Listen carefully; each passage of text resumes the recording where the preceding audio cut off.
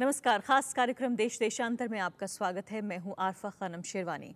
पाकिस्तान से मंगलवार शाम भारतीय कैदी सरबजीत सिंह की रिहाई की खबर आई, लेकिन कुछ ही घंटों में ये पता चल गया कि वो सरबजीत नहीं बल्कि सुरजीत है।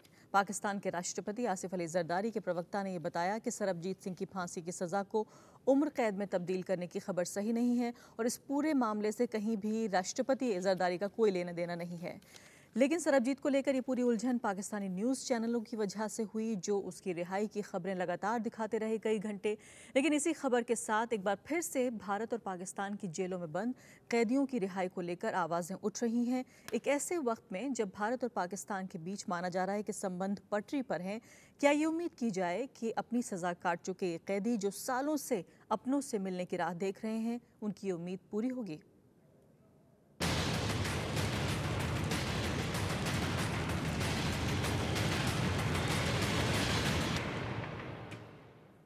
और आपको खास रिपोर्ट दिखाने से पहले यहाँ बैठे पैनलिस्ट से मिलवा दिया जाए। फिलहाल मेरे साथ मौजूद हैं प्रोफेसर कमल मित्र चिनॉय, जेएनयू में प्रोफेसर हैं, सत्येंद्र रंजन हैं जो कि वाइस प्रेसिडेंट हैं PUCL दिल्ली से, Vinod Sharma ji political editor Hindustan times और वरिष्ठ पत्रकार नीरजा चौधरी भी हैं। इस सब के अलावा हम ये कोशिश करेंगे कि पाकिस्तान से भी आपको कुछ पॉइंट ऑफ व्यू देने की कोशिश करें, कुछ लोगों से बातचीत कराएं।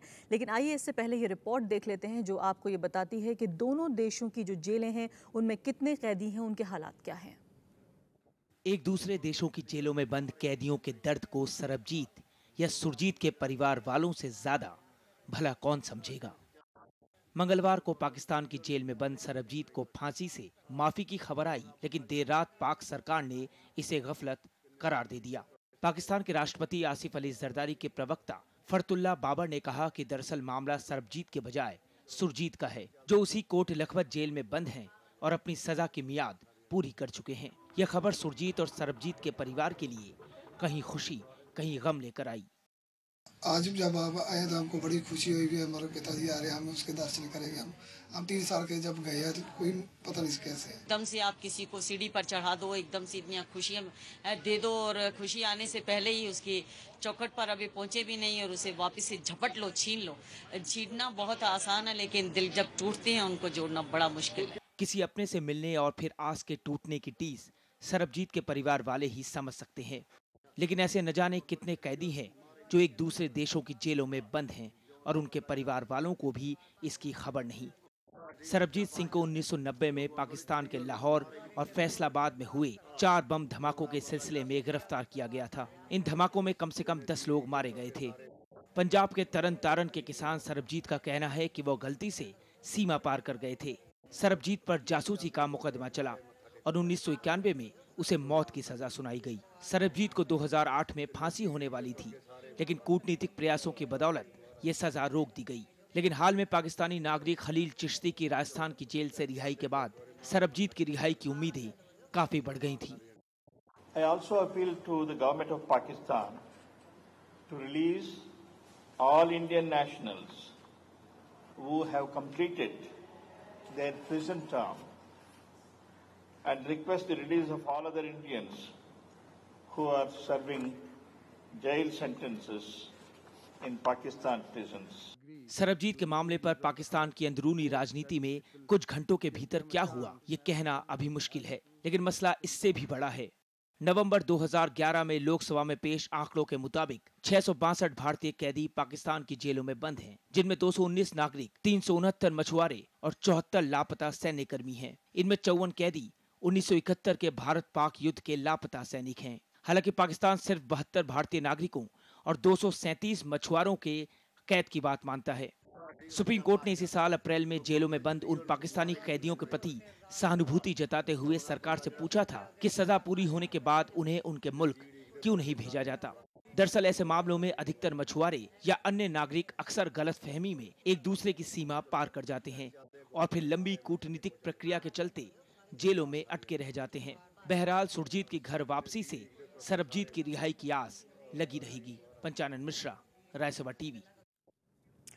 जी हाँ, कुछ लोगों के लिए थोड़ी सी उलझन या कन्फ्यूजन हो सकता है, लेकिन उन लोगों से पूछिए जिनके परिवार का वो सदस्य था और कितने दिनों से, कितने सालों से वो राह देख रहे थे। हालांकि ये अलग बात है कि सुरजीत की भी खुशी इतनी ही है भारत में कि उसके रिहा होने की, वो भी बहुत सालों से, इससे भी 22 साल से भी कहीं ज़्यादा सालों से वहाँ जेल में रिहा होने का इंतज़ार कर रहा था। विनोद शर्मा, सबसे पहले शुरुआत आपसे करना चाहती हूँ। ये बताइए कि क्या ये वाकई सिर्फ एक उलझन है, मिस्टेकन आइडेंटिटी है, या इससे आगे आप और कुछ देख रहे हैं? देखिए, ऐसा है कि अपने हिसाब से आदमी किसी भी पहलू से इस पे बहस कर सकता है, लेकिन मेरा ये मानना है कि जरदारी साहब जैसे कि बेनज़ीर भुट्टो ताउम्र वो एक मिथ थी कि वो प्रो इंडिया है, उससे लड़ती रहीं। जब जब वो सत्तारूढ़ हुई उसी मिथ से लड़ती रहीं और उसी मिथ के चलते भारत से ताल्लुकात नहीं सुधार पाई। मुझे याद है कि 1994 में जब हम वहाँ से लौट के आए, हम वहाँ पर से रिपोर्टिंग किया करते थे, रेजिडेंट कॉरेस्पॉन्डेंट थे। उस साल 5 कॉरेस्पॉन्डेंट हुआ करते थे पाकिस्तान में, हिंदुस्तान के, उनमें से 3 को रुखसत कर दिया गया, उनमें से मैं एक था।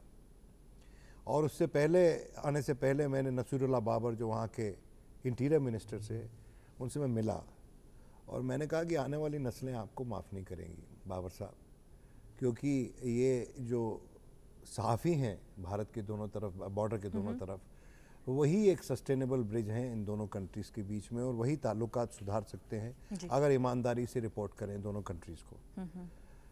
बदकिस्मती यह है कि वहाँ पर आज के दिन भी, और पहले से बहुत बेहतरी हुई है पाकिस्तान में, क्योंकि अब वो जो एक्लेक्टिक वॉइसेस, जो डाइवर्जेंट वॉइसेस जो पहले सुनाई नहीं देती थी, जो स्टैंडर्डाइज ओपिनियन था भारत के बारे में उस देश में, उसमें काफ़ी फ़र्क आया है। लेकिन अभी भी ऐसी कई बुलंद आवाज़ें हैं जिनका एक ही मकसद रहता है और जिनकी एक पैथोलॉजिकल डिसलाइक है भारत से, और जो ये बोलते हैं कि हम अलंबरदार हैं पाकिस्तान मूवमेंट के। ख़ासकर एक वहाँ पर अखबार है नवाए वक्त, और उसका एक चैनल है वक्त, और उसी तरह से बहुत से और लोग बटे हुए हैं। तो आपकी बातों से मतलब ये मैं निकालूं कि वाकई तो उन लोगों ने एक कैंपेन शुरू किया जब ये अनाउंसमेंट हुई, और दिन भर फरतुल्लाह बाबर साहब ये कहते रहे कि ये सरबजीत सिंह है जिसके डेथ सेंटेंस को कम्यूट किया है प्रेसिडेंट ने। लेकिन शाम में लगभग मध्य रात्रि में वो पलट गए और उन्होंने कहा कि ये सुरजीत सिंह था। अब सुरजीत सिंह की तो कोई याचिका है ही नहीं जरदारी साहब के सामने। उसको तो 1989 में गुलाम इशाक खान साहब ने कम्यूट कर दिया था उसका death sentence to life imprisonment, और वो तो बाहर निकलना ही वाला था। बिल्कुल। इससे पहले कि मैं अगला सवाल पूछूं, मैं 1-2 लोगों को यहाँ पर कोट करना चाहती हूँ। जमातुल दावा जो है, उन्होंने ये ट्वीट किया, उनका कहना था कि not a single demand for Samjhauta terrorist and innocent Pakistanis in Indian jails, instead convicted terrorist Sarabjit allowed to live, shame. Hamid Mir Sahab Pakistani television पर लाइव उन्होंने ये कहा कि इंडियाज़ अजमल कसाब हैं सरबजीत जो हैं। तो इस तरह के दबाव आपको लगता है सत्येंद्र रंजन की काम किए गए होंगे पाकिस्तानी सरकार पर, और ये फैसला एकदम से पलट दिया गया? बिल्कुल बिल्कुल दबाव के तहत ही ये हुआ, अन्यथा ये कोई वजह नहीं हो सकती है कि 5 घंटे, अगर मान लीजिए मिस्टेकन आइडेंटिटी की जो बात आपने की, तो वो जब इतने बड़े पैमाने पर सभी चैनलों पर टॉक शो चल रहे थे, दोनों ही देशों के भीतर ये खबरें आ रही थी, तो वो 5 घंटे तक ये भ्रम चलता रहे, ये संभव नहीं है। वो 1 घंटे के भीतर, आधे घंटे के भीतर वो क्लैरिफिकेशन आ सकता था अगर सचमुच वो बात होती तो। लेकिन जैसा विनोद शर्मा जी ने कहा, वो सरबजीत को ही छोड़ने का फैसला किया गया होगा या किया गया था। लेकिन जब वो एक ऐसा माहौल बनता हुआ दिखा एक कट्टरपंथी तबकों की तरफ से, और हम लोग नहीं जानते हैं कि वो ISI और फौज की क्या भूमिका रही। इसके पहले ऐसे कई मामले हुए हैं। जब 2008 में हमला हुआ था 26/11 का, तो गिलानी साहब प्रधानमंत्री ने घोषणा कर दी थी कि हम ISI के चीफ को भेजेंगे यहाँ पर भारत में, और वो फैसला फिर पलट गया, वो नहीं आए। अभी हम लोगों ने देखा कि वीज़ा के मामले में समझौता होना था, यहाँ गृह सचिव गए थे कि वहाँ उसके ऊपर दस्तखत होना है, एन वक्त पे उसमें एक एंगल जोड़ दिया गया कि वो पॉलिटिकल लेवल पे होगा। उसके पहले जब मोस्ट फेवर्ड नेशन का दर्जा दिया गया, घोषणा कर दी गई, बड़ी बड़ी खबरें हम लोगों के यहाँ छप गई, और अगले दिन पता चला कि नहीं, हमने मोस्ट फेवर्ड नहीं दिया। कई तरह की जगलवी में बात को उलझा दिया गया। तो पाकिस्तान में एक तबका तो है, एक नई वॉइस तो आई है जो भारत से संबंध सुधारना चाहता है, लेकिन उसको दबाने वाली ताकतें अभी कम नहीं हैं। उसी एक आवाज़ से हम बातचीत करने की कोशिश करते हैं। आपने जो कहा है, जो भारत से बातचीत करना चाहती है। बीना सरवर इस वक्त मेरे साथ फ़ोन लाइन पर मौजूद हैं। पाकिस्तान की जानी मानी पत्रकार हैं, डॉक्यूमेंट्री फिल्म मेकर हैं, और अमन की आशा के थ्रू उन्होंने काफ़ी हद तक शांति की जो प्रक्रिया है उसको आगे बढ़ाने की कोशिश की, और ख़ासकर जो दोनों देशों के जो जेलों में बंद नागरिक हैं उनको छुड़ाने की भी कोशिशें वो करती रही हैं। बीना इस वक्त बॉस्टन से हमारे साथ हैं। बीना, आपसे मैं समझना चाहती हूँ कि पाकिस्तान में इसको किस तरह से इस वक्त देखा जा रहा है? क्या वाकई आप भी यही समझती हैं जिस तरह से भारत में इसको देखा जा रहा है कि ये दरअसल सरबजीत की रिहाई के ही आदेश थे जिसको पलटकर सुरजीत कर दिया गया? देखिए, 2 बातें हैं। एक तो ये कि सबसे पहले ये बात सही है कि बिल्कुल एकदम से इनका पलटना और जो 5 घंटे का डिले था और ये तो जाहिर है एक बड़ा सस्पिशियस इंसान के जहन में एक आता है कि ये क्या हुआ। लेकिन ये सब भी स्पेकुलेशन, पता नहीं है एक्चुअली क्या हुआ है। दूसरी बात ये कि सिंह जो है उसकी रिहाई के लिए बहुत से लोग काम कर रहे हैं, जोर से कोशिश उसमें भी बहुत सी रुकावटें थी जिनको ओवरकम करके उसकी रिहाई के बाद है। तो मेरा ख्याल है इसको भी देखना चाहिए कि जो रिहाई है पर खुशी का इजहार नहीं भारतीय दोस्तों। बीना, हम आपसे बातचीत करने की कोशिश कर रहे हैं, आपकी आवाज़ जो है वो थोड़ी बहुत साफ हमारे पास नहीं पहुंच रही है। एक बार फिर से कोशिश करते हैं आपसे बातचीत करने की। जी बिल्कुल बिल्कुल बिल्कुल। आपसे समझना चाहूँगी मैं प्रोफेसर चिनॉय कि क्या ये भी एक एंगल ढूंढने की, एक कोण ढूंढने की कोशिश की जा रही है कि इसका अबू जिंदाल की अरेस्ट से कोई लेना देना है? आपको लगता है इसमें कोई आपको नज़र आती है ज़मीन? देखिए, बात तो काफ़ी साफ है। छोड़ना चाहते थे, कह दिया था कि हम छोड़ेंगे, फिर जमात इस्लामी और जमात उदावा मतलब लश्कर तोयबा से दबाव आया और ये पलट गए। और हमेशा पाकिस्तान सिविलियन जो नागरिक सरकार है पाकिस्तान में, वो एक्सट्रीमिस्ट से डर जाते हैं और ये हुआ, वो दबाव आया, वो पलट गए। और हमारे देश में फिर जो राजनीतिज्ञ है वो अपना थियरी बना रहे हैं।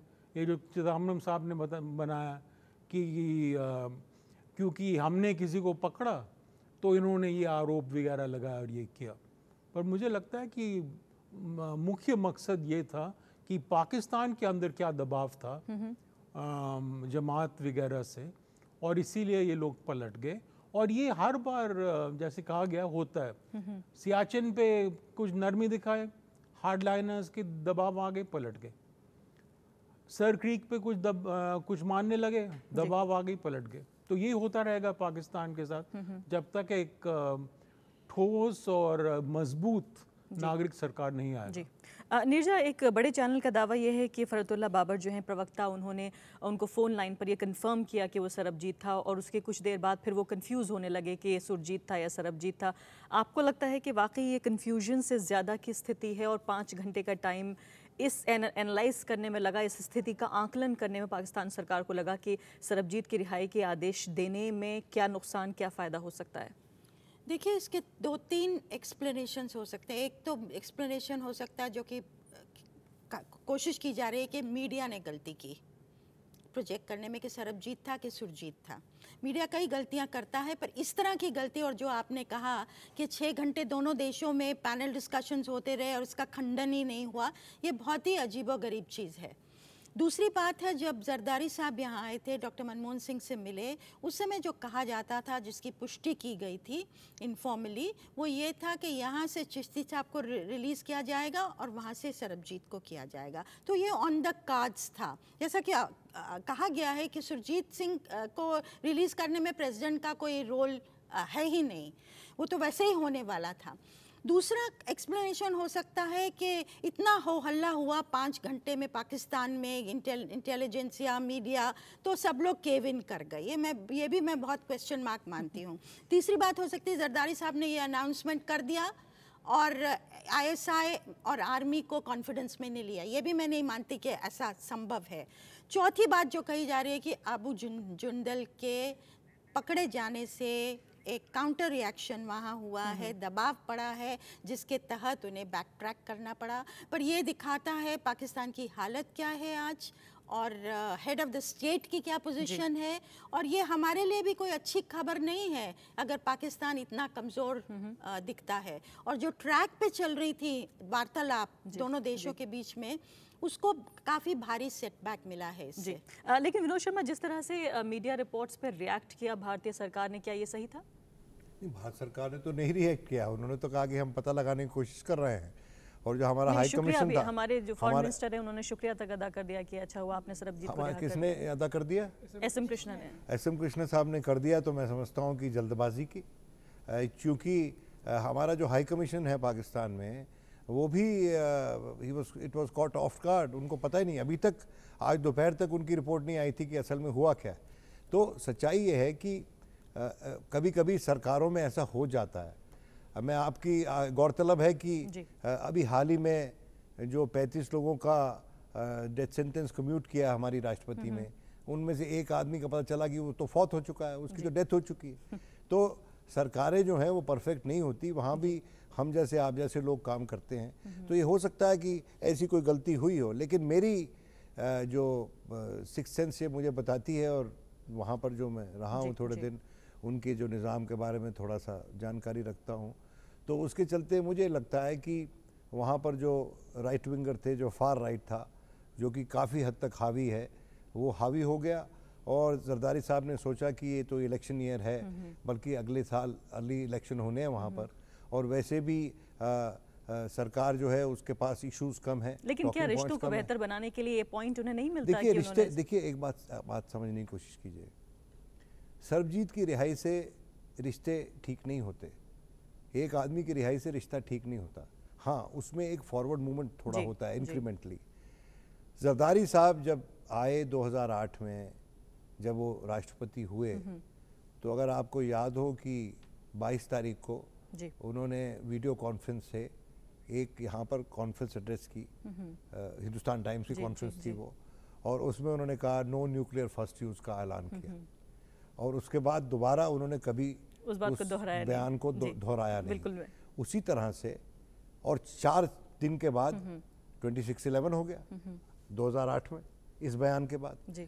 दूसरी बात, 2008 में 26/11 होने के बाद उन्होंने ये ऐलान किया अपने प्रधानमंत्री के साथ साथ कि हम ISI चीफ को भारत भेजेंगे, लेकिन कुछ ही घंटों में उनको अपना बयान बदलना पड़ा, और उन्होंने कहा कि हम ISI चीफ को नहीं भेज रहे, तो बड़े-बड़े मुद्दों पर उस तरह का बैकट्रैक जो है देखने को मिला है। सीरीज ऑफ फ्लिप फ्लॉप्स जो कि it brings into serious questioning the credibility and the clout of the presidency.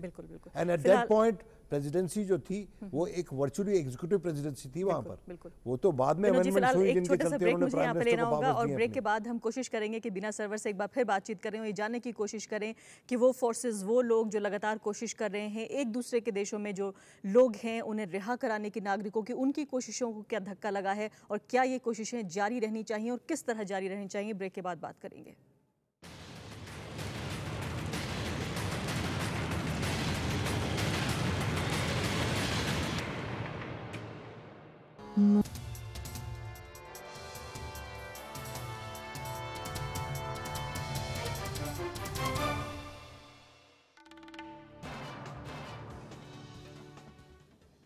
जी, हम बातचीत कर रहे हैं सरबजीत सिंह को जिस तरह से पहले छोड़ने के आदेश दिए गए और फिर उसके बाद ये बताया गया कि वो सरबजीत नहीं और सुरजीत था। लेकिन देश देशांतर में आज जो चर्चा का विषय है वो ये है कि किस तरह से कोशिशें होनी चाहिए दोनों देशों की तरफ से कि जो रिहा नहीं हो पाए हैं कैदी, जो बहुत दिनों पहले अपनी सज़ा काट चुके हैं, किस तरह से उन्हें वापस अपने देशों में, अपने घरों में वापस लौटाया जाए। सत्येंद्र रंजन, ये बताइए कि PUCL किस स्तर पर काम कर रहा है इस दिशा में और पाकिस्तानी सरकार पर किस तरह से दबाव बनाया जा सकता है? BJP का ये कहना है कि प्राइम मिनिस्टर को अपना ऑफिस इस्तेमाल करना चाहिए था और अग्रेसिव और ऑफेंसिव एटीट्यूड अपनाना चाहिए था। देखिए, जहाँ तक PUCL या भारत के मानव अधिकार संगठनों की बात है, अभी डॉक्टर खलील चिश्ती की जो रिहाई हुई वो इसीलिए हो पाई कि उनके पक्ष, इस रिहाई के पक्ष में माहौल बनाया गया।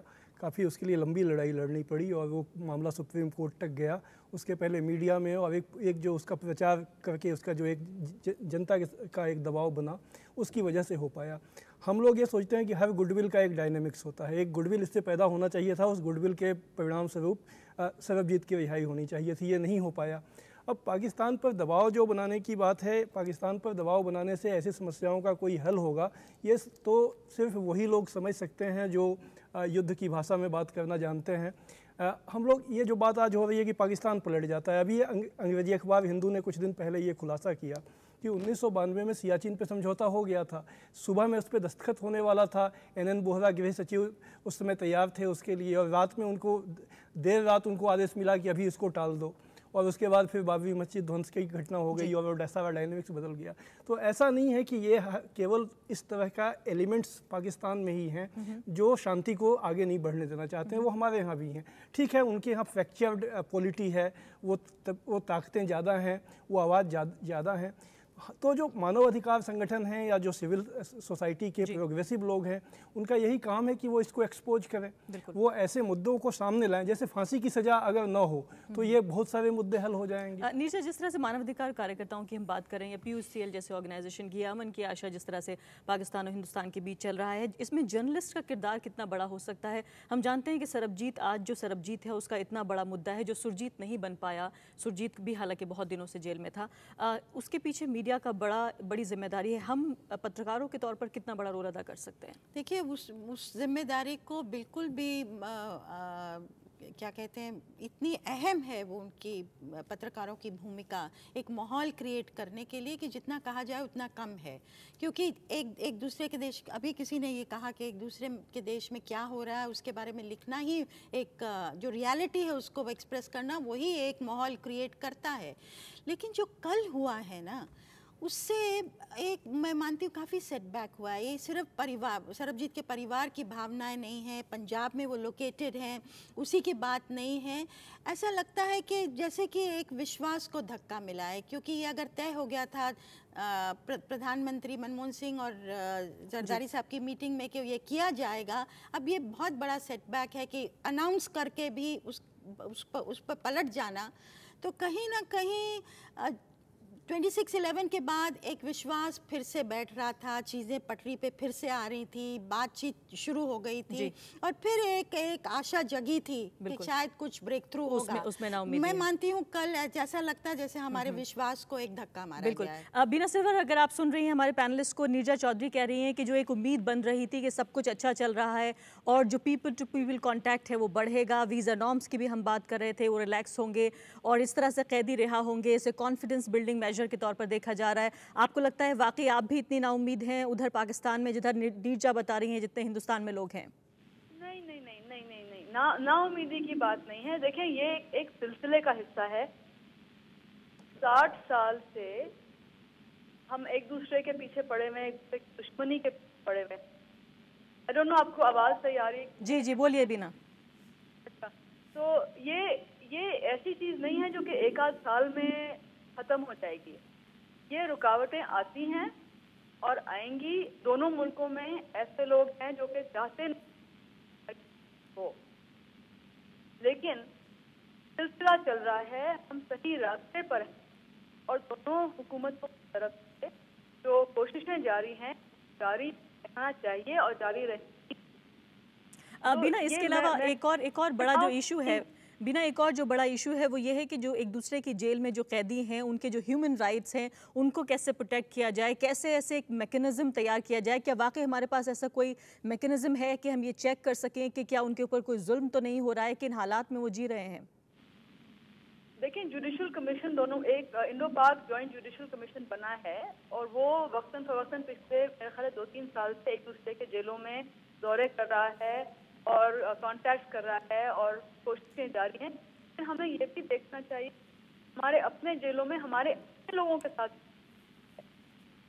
ये सिर्फ ये नहीं कि पाकिस्तान भारतीय कैदी जो है वो सेंटेंस खत्म करने के बाद भी बिहार या भारत में एक रूटीन में दोनों काफियां होती। बिल्कुल बीना सिल्वर, आपकी उम्मीद जो है वो हमें भी उम्मीद दे रही है। प्रोफेसर चिनॉय, एक आखिरी वर्ड आपसे समझना चाहूँगी मैं कि आखिर में सबसे जो बड़ा हथियार है वो क्या है? जिस तरह से यहाँ पैनलिस्ट की राय ये है कि ऑफेंस जो बीजेपी ने कहा वो भी एक बड़ी बात नहीं है, अगर आप कितना भी जोर लगा लें वो अलग सरकार है, कितना आप प्रेशर लगा सकते हैं, क्या एक सबसे मजबूत बात है जो हो सकती है इस वक्त? सबसे मजबूत बात यह है कि पीपल टू पीपल डायलॉग हो और उसको बढ़ाने के लिए टीवी चैनल्स दूसरे देश में दिखाए जाए, अखबार आए, ये सब कुछ करना चाहिए कि हम आपस के लोगों को समझ लें और पाकिस्तानियों को भी समझ लें। और बात ये भी है कि जो आज पाकिस्तानी हैं वो कई 100 साल तक हमारे साथ रहे थे, तो ये यदि किया जाए और दोनों सरकार इस पे लग जाए, सिविल सोसाइटी लग जाए, तो वो परिवर्तन हो सकता है। जी मनोज शर्मा, वो लोग जो पाकिस्तानी हैं वो पहले हिंदुस्तानी रहे, ये बात अगर याद रखें। मैं वो बात में नहीं जाना चाहता हूँ लेकिन मैं एक बात बताना चाहता हूँ कि भारत और पाकिस्तान के बीच में ये दबाव वबाव की बात होती है, इसको अगर हम कम करें तो अच्छा रहेगा। भारत और पाकिस्तान के बीच में एक ही कारगर इंस्ट्रूमेंटलिटी है और वो है साइलेंट डिप्लोमेसी। बिल्कुल, कि चुपचाप हम अपना काम निकालें एक दूसरे का बिना ताल ठोके। अगर हम ताल ठोकते रहेंगे कोई काम नहीं होगा, एक दूसरे का नेशनल प्राइड जो है एक दूसरे के रास्ते में आड़े आ जाएगा। और रही बात जर्नलिस्ट की, तो पिछले 10 बरस से हम ये कोशिश कर रहे हैं south Asia free media association में कि जर्नलिस्टों को तो कम से कम फ्री वीजाज मिले ताकि आ जा सकें। और हम जानते उसके हैं बारे में भी भारत और पाकिस्तान के बीच में अभी तो कोई संधि नहीं। समय मेरे पास समाप्त हो चुका है। विनोद शर्मा, बहुत बहुत शुक्रिया।